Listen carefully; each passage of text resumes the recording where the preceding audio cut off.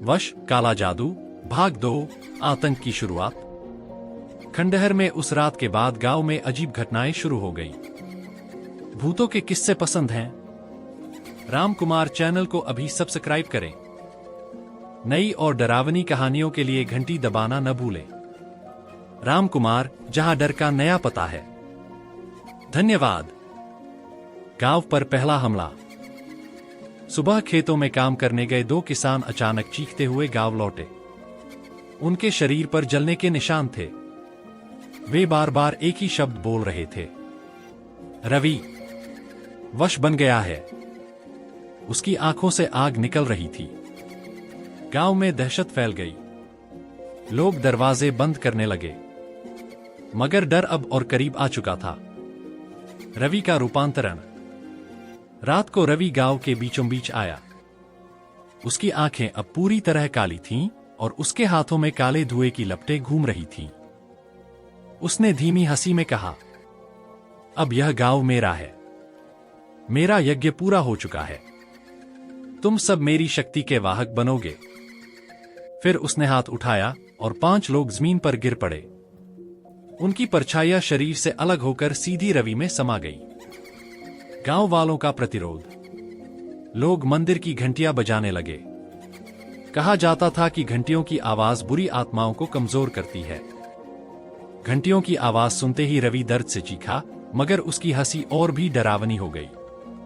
तुम सोचते हो मुझे रोक लोगे? अब मैं सिर्फ वश नहीं, वशराज हूं। तांत्रिक की भविष्यवाणी। मरने से पहले बूढ़ी तांत्रिक ने गांव वालों से कहा था, अगर वश अपना यज्ञ पूरा कर ले तो उसे सिर्फ उसके ही रक्त से रोका जा सकता है। गांव वालों ने तय किया कि उन्हें रवि को ही उसका अंत बनाने के लिए इस्तेमाल करना होगा। अंतिम मोड़। अगली रात जब रवि, अब वशराज, मंदिर तोड़ने आया तो उसके ही एक पुराने दोस्त ने उसे छुरा घोंप दिया। छुरा लोहे का नहीं था, वह रवि का बचपन का तावीज था जिसे तांत्रिक ने मंत्रों से पवित्र किया था। छुरा लगते ही रवि की आंखों से काले आंसू बहने लगे। उसने दोस्त की ओर देखा और कहा, तुमने मुझे ही मेरे खिलाफ इस्तेमाल किया। इसके बाद उसकी चीखें गूंजी और उसका शरीर राख बनकर उड़ गया। समापन या शुरुआत? गांव बच गया, लेकिन खंडहर अब और भी खतरनाक हो गया, क्योंकि राख के नीचे से अभी भी धीरे धीरे वही आवाज सुनाई देती थी, मैं राख से भी जन्म ले सकता हूं। गांव वाले सोच रहे थे कि वश का आतंक अब खत्म हो गया है, लेकिन सच्चाई और भी भयावह थी। राख की हलचल। जिस खंडहर में वश का शरीर राख बनकर बिखरा था, वहां हर रात राख अपने आप उड़ने लगती। गांव के बच्चों ने देखा कि राख की परत से धीरे धीरे एक अजीब सा दिल धड़कने जैसी आवाज आती थी। धीरे धीरे राख आपस में जुड़कर किसी नए जीव का आकार लेने लगी। नया जन्म, दानवरूप। अमावस्या की रात राख से उठते हुए धुएं ने इंसानी रूप नहीं लिया, बल्कि एक विशालकाय दानव का शरीर बन गया। उसके सीने पर जलते हुए मंत्र खुदे थे और उसकी आंखों से खून टपक रहा था। उसकी पहली दहाड़ से पूरा गांव हिल गया।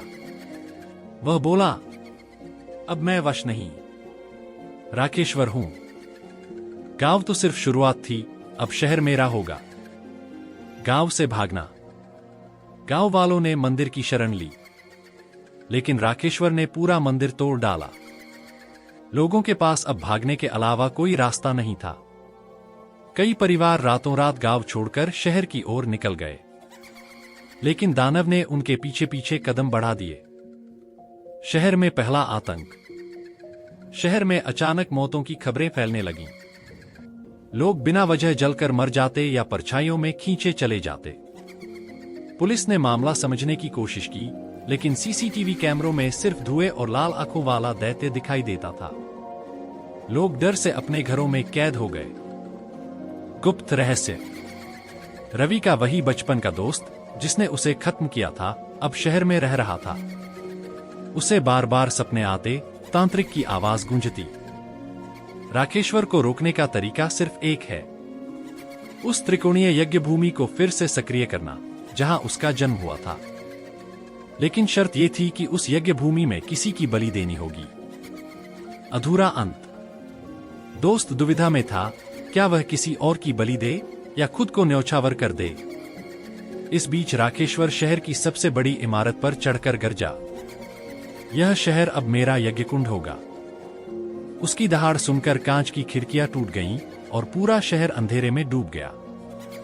तो दोस्तों, कैसी लगी आज की कहानी? अगर आपको डरने में मजा आया तो राम कुमार चैनल को अभी सब्सक्राइब करें और घंटी दबाना न भूलें ताकि हमारी कोई भी नई और डरावनी कहानी आपसे मिस न हो। मिलते हैं अगली बार एक और नई वीडियो में। धन्यवाद।